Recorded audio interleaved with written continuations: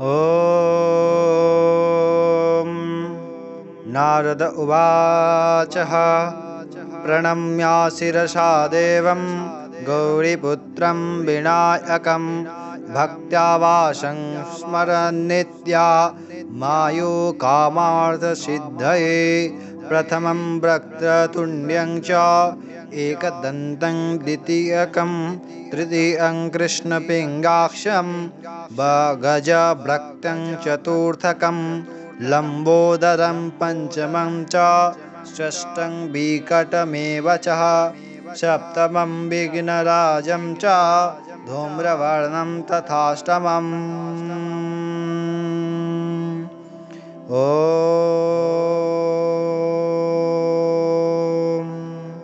नवमं भालचन्द्रं च दशमं तु विनायकम्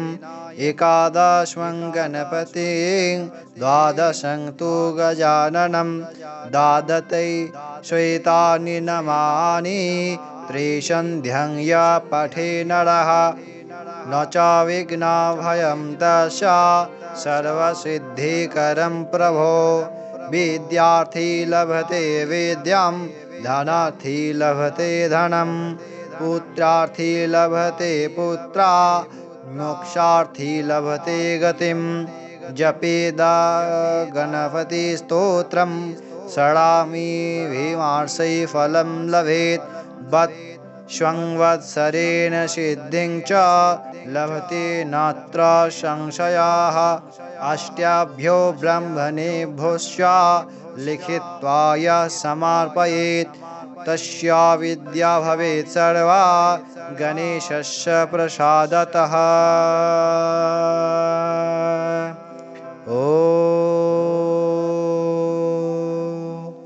इति श्री नारद पुराणे संकटनाशन गणेशस्तोत्रं